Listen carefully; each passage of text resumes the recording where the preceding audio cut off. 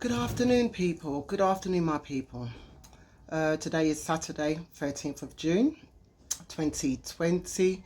And for those of you who don't know me, let me introduce myself first and foremost. I'm known as Sister Aura or Sister A, Sister Aura. I've been a talk show presenter on various community radio stations in the Black UK community now for 17 years. Rise up to all my fellow presenters, ex-presenters, those I've worked with in the past on talk shows. And that's who I am. So let me just get that over and done with. It's been a while since I've done a video. I'm not usually someone that likes to do the video thing. I like to be behind the mic, hidden. Most people know me by my voice. One or two people actually know what I look like. But my last video was done 8 years ago. It's on YouTube. I was at Genesis Radio at the time when I did that video, and that video was dealing with deaths in police custody. And that particular video, let me just go through that little point, was a show I was doing at Genesis at the time,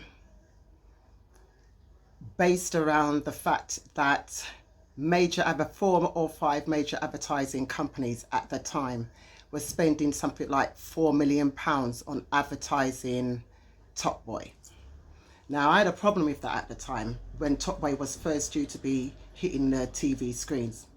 And the reason why I had a problem with that at the time was that, for those of you that have been into Top Boy from the beginning, I had an issue with the fact that it was about portraying young black lives on estates, being drug dealers and all the rest of it. So I had a problem with that.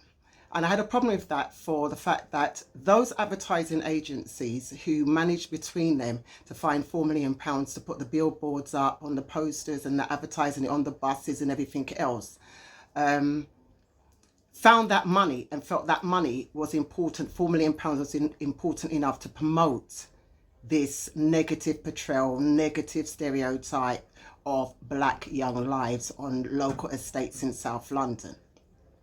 Now, the issue for me wasn't the fact that those things don't happen out here. We get that in all cultures as doing their thing that a lot of us wouldn't agree with.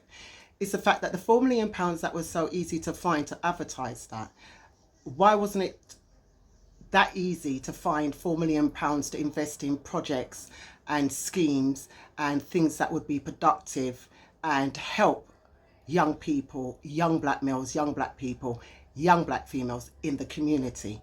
So that was my gripe, and I compared that with the death of Christopher Older, who was murdered in police custody, and his death was a live video, police video, filming 4 or 5 police officers over him, with him face down on the floor with his trousers pulled down to his ankles, and the police officers shouting coons, gollywog and all these racist comments. Now, that's a real life thing. Why wasn't that put out in the media world? Why wasn't that video put out in the media world and promoted? So the fact that the reality of what actually does go on live cameras isn't the thing that gets promoted at that time. Because remember, we're now in, everything is about media now in terms of people filming things that are incidents that are happening. Back then, those things never used to happen. As somebody who's from the old school, in the early 60s generation, born in the 60s, 50s, 60s generation, we all know what it's like firsthand as Black UK firstborn generations, what it's like to face racism. No, on the same parallel, similar to what our parents experienced when they came over in the 40s and the 50s. So my gripe at that time with the Top Boy investors spending all that money to advertise something so negative, and they could have used that money to help support and help put things positively in the community. So, and in the black community specifically, and help those young black men and young black lives. And maybe if they did that at that time, but going back 8 years ago, maybe then we would be in a different situation now to what's going on now. Maybe some of those issues that are being dealt with now and being re-raised and re-raised and re-gazed now would have been in a better position if that money was, that £4 million was invested productively in our community. So that's the last video that I did. Like I said, I'm not really somebody that loves to do videos. So current situation, current climate globally around this issue, Black Lives Matter. First and foremost, I need to send condolences, love, respect, strength, unity to the George Floyd family. As we know about the video, we know a man lost his life by being knelt on in his neck for 8.5 minutes. Now, for me, unfortunately, this is nothing new. This is nothing new in America. This is nothing new in the UK. What is new and what seems to be new for people is that different cultures from around the world, different cultures from in the UK, different cultures from in America, different cultures from around the world are now willing to be seen and to be voicing that the treatment of Black lives as people on the planet, like everybody else, as human species on the planet, is just as valued as anybody else's lives. And I think that is what the media in particular is jumping on, that it's more an integrated process.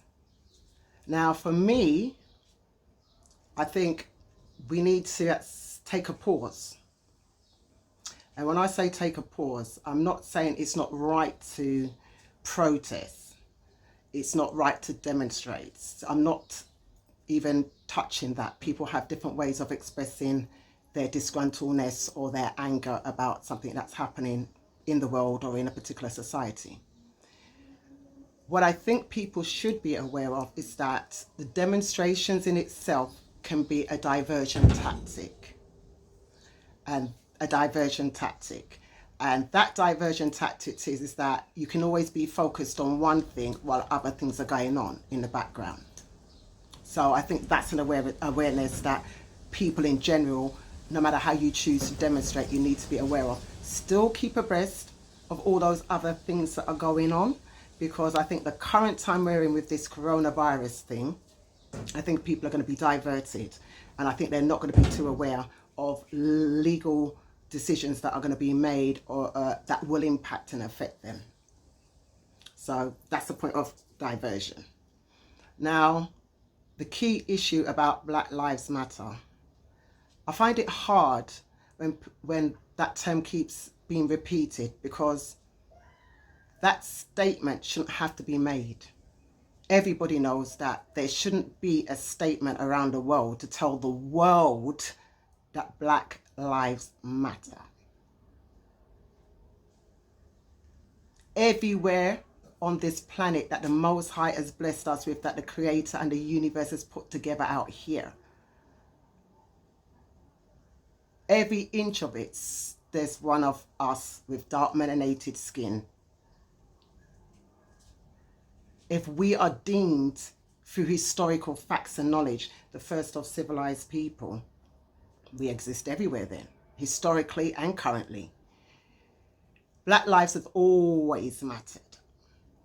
Black lives have always mattered to us as Black people, from Caribbeans to the diasporas to the anywhere in the Africas. Black people have always had a love for life.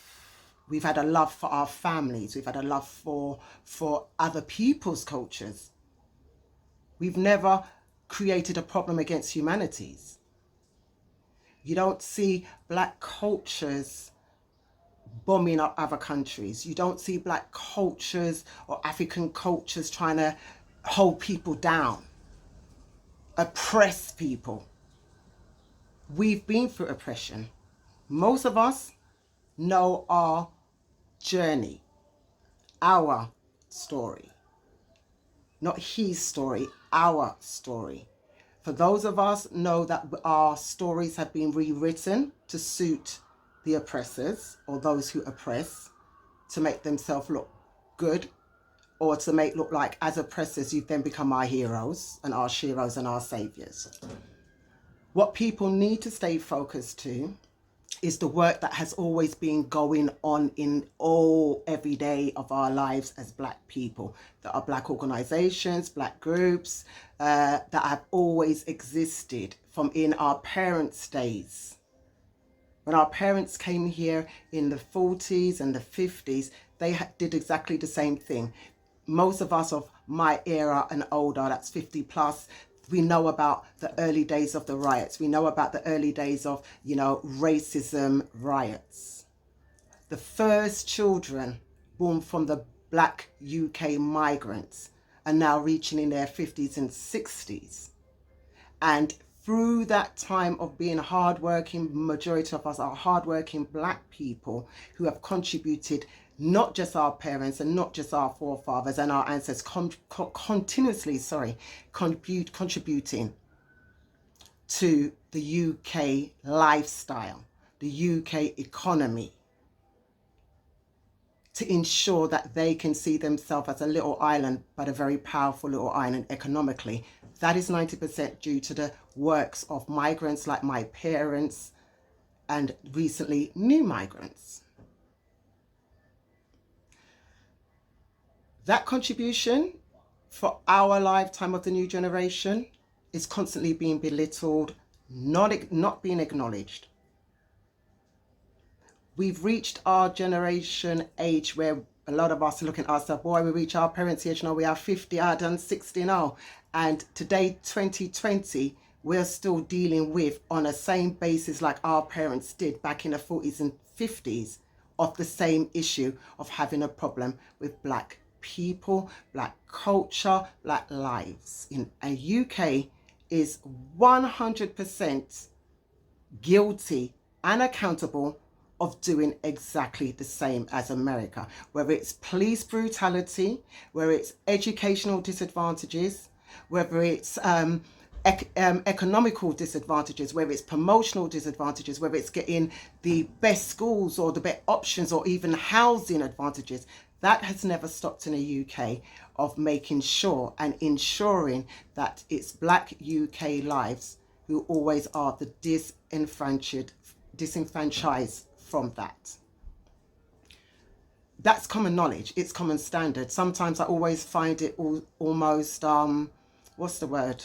Insulting what's currently going on in the media, or everybody jumping on the bandwagon, Black Lives Matter, and having all these shows about, what it's like to be black. White people have always lived amongst black people in England. You know what our lives are like. Some of you are the ones that have no problem with anybody, regardless of their colour, their culture, their language. And the majority of you have gone through the difficult journey of what early black life was from our parents' days, because you're our parents' age group, so you know it from when you were here just after the war, like our parents. And then the majority of you are playing this double standard card. And that's the double standard card that is the hypocrisy that the British media are very good at manipulating people in society with.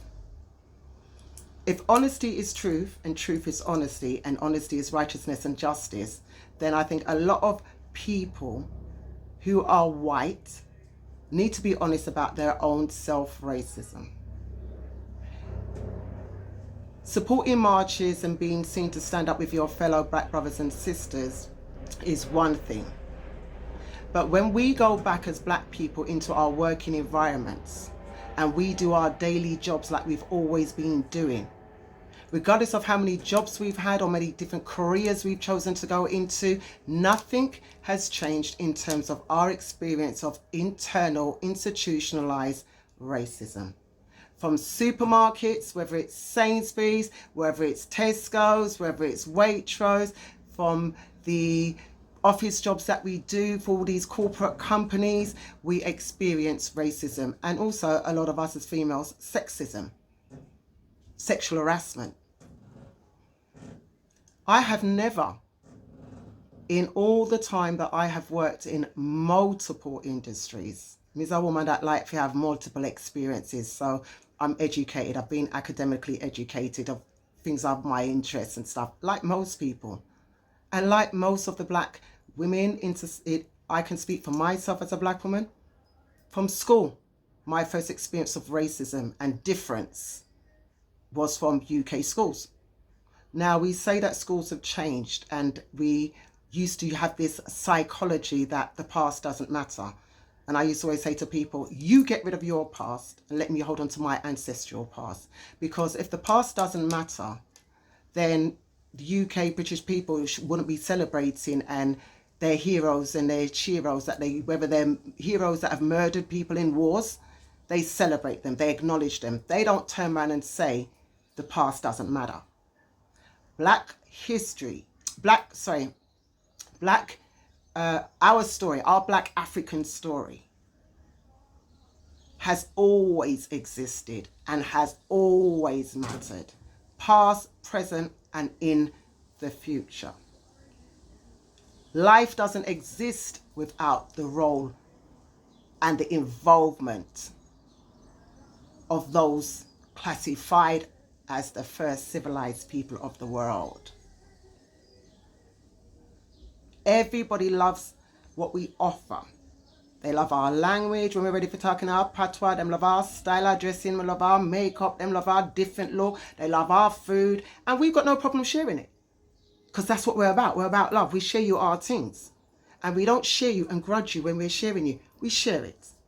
But when we go into workplaces and we're in your work environments and we're being harassed with racism by managers or talked to in a disrespectful, inhumane way, I don't see any of my white colleagues, friends in work stepping up and saying, excuse me, can I have a word with you? Never happened. And it's never happened. I recently helped a young man in my workplace to support him with two people who I believe have racial issues against people of race, black people. And yet, just to inquire to make sure the young man understood what was being said to him in that meeting, I was labelled with a racist comment, which I had to shut down the meeting, because anybody that know me, they know me as a firewoman, I'm not entertain no rubbish, I'm not business, especially this comfortable, privileged, like white privileged psyche. Don't accommodate it. No inch with it. I have never seen that. I have seen myself as a black woman, and maybe as black men out there and black women in different working industries, where we have supported anybody, regardless of their colour, regardless of their culture, regardless of the fact that they can't even talk English too well. If they needed our help in a working environment, we step up. We sit with them in that meeting to support them. We don't question whether they're black, white, green or orange, whether they're straight, grey or orange. They've come to us and they've said, I need you to support me. Is that possible? Can you do that for me? Or this is happening. Can you give me some advice? It's very rare in a working environment you'll find us as black people turn our faces. Can't help you. Oh, you're on your own. Oh, I don't really want to get involved. But yet, we don't get that support back from any of those cultures when we are facing issues of racism and discrimination in UK workplaces. So, one thing I would like to remind people of different cultures when it comes to Black Lives Matter, we value our life. We don't need anybody to tell us that we have a valued aspect as human beings on the planet. We don't know this. And we know the greatness and the richness of our multicultural legacy. We are a gene, African gene, black gene, whatever you want to label it, is one of the uniquest genes. We have multiple languages from multiple tribes. We've got indigenous, we're vast. And Europe have benefited from that vastness. Europe have benefited from that vastness. Our African countries that you claim owe you third world debts that we have been trying to get wiped off as organization groups and all kind of institutions, organizations that we've set up to try and get those debts wiped off. Debts you created that you gave back to us to pay. You set us up in that position so we owed you money even after you've enslaved us and sold our forefathers and made money. So if we're talking about doing what is right and treating people equal, Black Lives Matter, wipe off the debts, wipe off the third world debts, wipe them off, they don't exist. We shouldn't be paying for anything at all in this world apart from what we work on a daily basis, what we choose to buy on a daily basis. Any historical debt related to an African, Caribbean people, indigenous people from enslavement, shackled enslavement, that needs to be non-existent. Wipe it off if you so cared about what is right to be doing and what is right for you to be seen as. There is an issue about the statues being pulled down. I'm 50-50 about the statues. And the reason why I say that, moving the statue doesn't change the situation for me. Moving the statues doesn't change the historical knowledge of European history for me. What I think it does do, it can have what we call a counter effect. That if those enslavers who profited off of selling my ancestors and your ancestors in those areas disappear, then who actually knows they existed? European people are quite happy to rewrite history, and they're comfortable, as we know, to rewrite history. We could have taken tours, stood up right next to Winston Churchill and talked about his history. We don't always have to learn history for European art. Right. The other issue that currently people are dealing with is the removal of statues, slave owners that are going on in the UK at the moment. I think that's, on one hand, you can say that's a good thing that slave owners are being removed. Names of buildings are going to, you know, some councils will change or remove the names of some slave owners. But this is a big mission here in the UK. If that's going to be a beginning of something, we're going to have a real big issue, because even the roads are named after slave owners. It's not just shops and businesses, it's the pavements of those roads. Those roads are named with slave owners. And the biggest person, no disrespect, but the Queen profited, Buckingham Palace. Buckingham Palace is also one of the people that is the forefront of benefiting as a building, monument, name, road, whatever it is. So there's only so far you can go to remove statues or change names. And to me also, that doesn't necessarily mean just because you remove the imagery or the statues or change the names that it changes the issue. The issue is that I walk every single day around London and I'm not dealing with a statue. I'm dealing with people, a system that has been specifically designed to affect people of a specific group in the UK, and that is Black people, African people. So for me, it's a lot bigger than the statutes. It's looking at the legalities in terms of the legal laws and policies that are put in place, the practices that the UK has put in place. It has always been about that. It has always been about that. The inequality isn't by accident. So the very people who are part of head of governments, head of states, corporations, and all these, you know, who make these policies and rules and make out that because we vote, there's some kind of equilibrium through voting, or some kind of democracy through voting. Those are the same people that sit down in their offices and sit down in their meetings and specifically design educational policies where people are of Black and Black African groups are specifically and more predominantly statistically to be affected. That's not by accident. So in the next video, I think I'm going to do, my nephew keeps on encouraging me to do more. Me and him's going to probably do one together on this experiencing racism thing. But just thought, let me see if I can get my first one out there, put some points ahead, and just to tweak some things in people said. As per usual, as a talk show presenter, I am already aware that not everybody agrees with one's views, one's opinions, or even how one speaks and how you express yourself. So I can deal with that. I don't take it personally. Most I didn't send me here because I'm going to be liked, or my voice would be liked, or my imagery would be liked. So I'm used to that as a presenter. But it matters that we are not just fighting for this situation currently, that people now step up, support our organisations outside, and when this is all died down, and let's push the UK government to make some changes. I think the next video when I come and do a talk is I'll do a little reminder on the deaths in police custody. Those of you that used to listen to my shows will know that I've done several shows where I've read out over 500 deaths in police custody, majority of those being Black and Irish people in the UK. That's some time ago. I'll do a little bit of information research and see where we are at with Black lives in deaths in police custody coming up to 2020, and see what's really going on in the state. What is the state designing for us in terms of so-called equality? So that's me, Sister Aura, out. Thank you. If you've watched the video, thank you. It's been, like I said, ages since I've done one. Bit nervous, but everything is everything, and everything's all right. So to all my Black brothers and sisters out there, you know what they say, you know the new saying, we got this.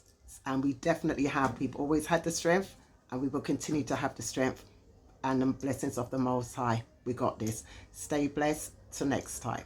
Hold it.